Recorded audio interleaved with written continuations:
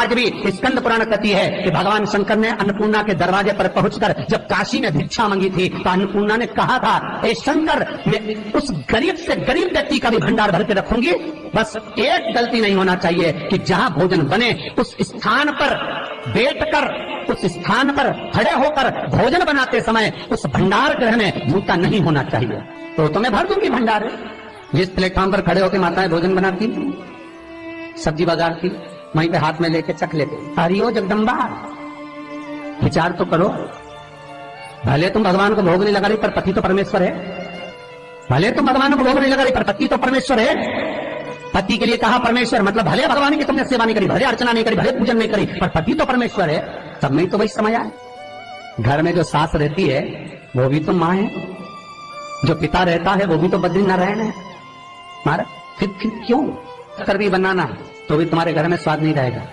और जिस मंदिर में, आश्रम में, भंडारे में जब तक भगवान का भोग नहीं लगता तब तक चखा नहीं जाता, चाहे नमक डला ना डला, मिर्ची डली ना डली, शक्कर डली ना डली, भंडारे के भोजन में जो मिला दिया आखिरी में फिर भगवान ने अगर पा लिया तब चखा गया कि अब भोजन में स्वाद है कि नहीं है। तो कभी अन्नकूट की जो सामग्री बनती है, सब्जी बनती है, राम भाजी बनती है, राम भाजा बनता है, मिक्स वेज सब्जी बनती है, भगवान के भंडारे की कद्दू की सब्जी बनती है, उसमें आप भले मिर्ची ना डली, नमक न डला, फिर भी घर में एक पूरी खाते रहोगे, वहां 4 मिनट का क्या होगा?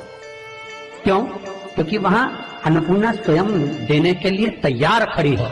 और हमारे घर में तुम चक चक के बना रही, बेटे को दूध भी दे रही तो बोतल में से 2 बूंद टपका के पहले चक ले रही। बाहर चले जाओ, बाहर चख सकते हो, बाहर जाकर पाओ, फिर बच्चे के लिए दूध में शक्कर मिला लो। चाय बनाते हुए गैस के ऊपर चाय रखी है, मई उकल रही, मई से चाय की चन्नी से लेके फिर चख ली। कैसे आए वे अन्नपूर्णा, ये तो बताओ। लोग कहते हैं हमारे घर में सारा सुख है गुरुजी, पर शांति नहीं है। हमने शांति ना जाने चली गई क्योंकि किचन में किचकिच भरा गई। शांति कहां से होगी? इतना किचकिच भरा हुआ है। प्रेम, करुणा, वात्सल्य का स्नेह, समर्पण समाप्त हो गया। तो लड़का और लड़की का विवाह नहीं हो रहा, बहुत हताश हो गए, परेशान हो गए, विवाह संबंध जमी नहीं रहा।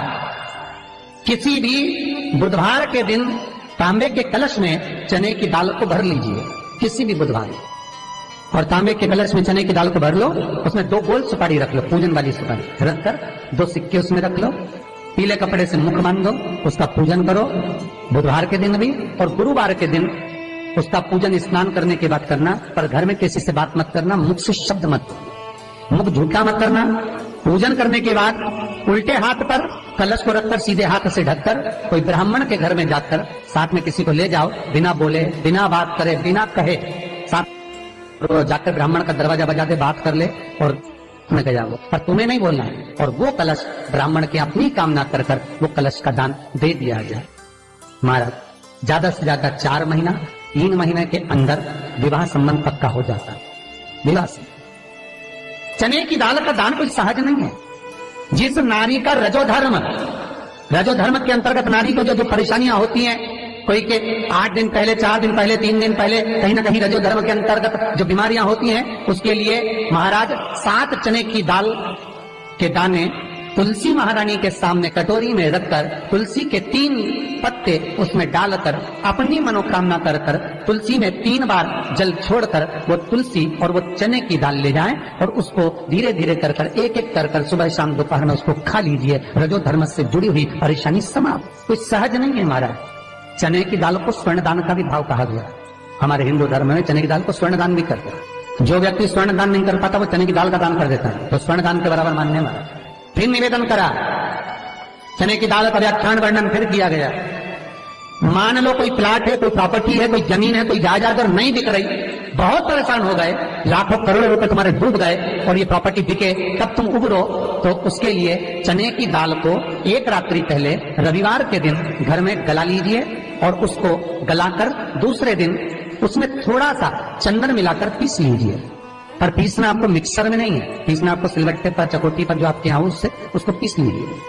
और पीसने के बाद उसमें थोड़ा सा दूध मिलाकर शिव मंदिर में जाकर शंकर भगवान के शिवलिंग का सोमवार के दिन लेपन करिए। लेपन कर कर अपनी कामना कर कर शिवलिंग पर 3 उंगलियां लगा लीजिए। अपनी कामना कर कर जो 3 उंगलियां आपने लगाई है, उंगली हटाते समय चंदन के लेपन को जो लगाया आपने, चने की दाल का लेपन, स्वर्ण का लेपन, उसको हम कहते हैं स्वर्ण लेपन, उसको लेकर आ जाइए महाराज। उसको थोड़ा सा लेकर आ जाओ, एक किसी भी फूल में उसको लगाकर जो जमीन, जो प्रॉपर्टी, जो जगह बेचना है वहां पटक दीजिए महाराज। उसके ग्राहक आना चालू हो जाएंगे और वो प्रॉपर्टी शीघ्र दिख जाएगी, अपनी कामना के अनुसार कि कितने में आपको बेचना, अपने अनुसार। महाराज चने की दाल स्वर्ण दान के बराबर है। चने की दाल को सहज नहीं समझा जाता, गुरु भक्ति के लिए बहुत मूल है। माताएं कई बार पीले गुरुवार करती हैं या केले के पेड़ के नीचे पूजन करती है तो चने दाल समर्पित करती है। क्यों करती है? उसका भाव है स्वर्ण दान के लिए, वांछित फल की प्राप्ति के लिए, मनोकामना के लिए। जिस जमीन में फसल कम होती हो, जिस जमीन में प्रॉपर्टी के अंतर्गत कहीं लाभ नहीं मिल रहा हो, जो कई लोग जमीन की दलाली का काम करते हैं ना, जमीन में बेचवाते हैं, खरीदवाते हैं और कोई लाभ ही नहीं मिल रहा, कई दिनों निकाल दिए, साल निकाल दिए, कोई लाभ नहीं हुआ, तो निवेदन है शंकर भगवान के मंदिर में शिवलिंग पर 108 चने की दाल समर्पित करो। उस 108 चने की दाल को प्रदोष के दिन शाम के समय समर्पित कर उस दाल को उठाकर लिया, जेब में पीले रुमाल के साथ उसको बांध कर रख लो। किसी प्रॉपर्टी का सौदा कराने जाओ, उसको पटक कर लेकर जाओ, आपके लाभ होना चालू, सौदे होने चालू, आपको कमीशन मिलना चालू। करना आपको है। कोई भी चीज जो भगवान को समर्पित हो रही है उसमें कोई चीज में सहजता नहीं हो सकती, विषयता का भाव रहता है, उसके अंदर सुख का भाव, सुख का अनुभव रहता है। महाराज ये भी जाने दो, एक और सरल भाषा में जाने, आपका बहुत तेज सिर दर्द हो रहा हो, बहुत तेज हो रहा है और लग रहा है कि आज तो बहुत तेज सिर दर्द हो रहा है, ये व्यक्तिगत आप तुरंत कर सकते हो ना, घर पर कभी भी कर सकते हो। बहुत सिर दर्द हो रहा है, 7 चने की दाल के दाने लेना 7, और आपके घर में ही कोई शंकर जी का शिवलिंग हो, उस पर एक एक कर श्री शिवाय नमस्तुभ्यम कहकर चढ़ा देना। 2 मिनट तक शंकर के शिवलिंग को देखना, बिल्कुल दोनों आंखों से, बिल्कुल देखना अच्छे से, और उस चने की दाल को उठा लाना और एक एक कर खाकर आधा गिलास पानी पीकर थोड़ी देर बैठ जाए। टेबलेट खाने की जरूरत नहीं पड़ेगी, ये पक्का सिर दर्द बंद हो जाए। टेबलेट से मुक्ति। विश्वास होना चाहिए। फिर निवेदन करूंगा, विश्वास का पहला शब्द है विष और दूसरा शब्द है आस। तो विष को त्याग कर आस लगाकर शिव के चरणारविंद में, भगवान के चरणों में बैठ।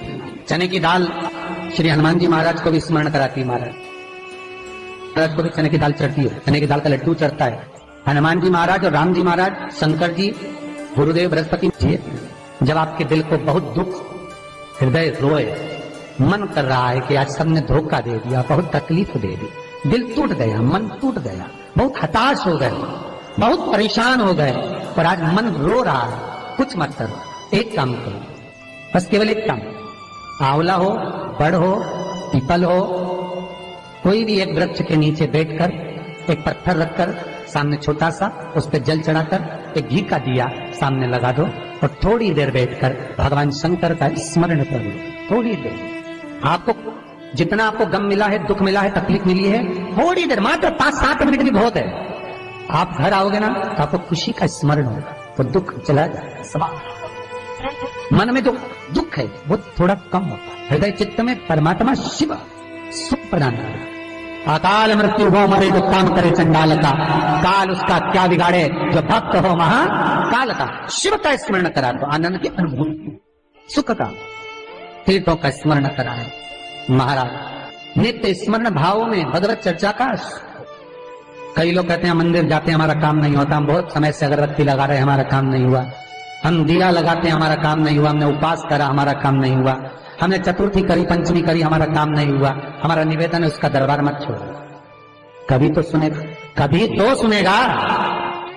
तेरे मंदिर में आना मेरा काम है और मेरी बिगड़ी बनाना तेरा काम, सुनेगा। जाओ, पहुंचो, निवेदन करो।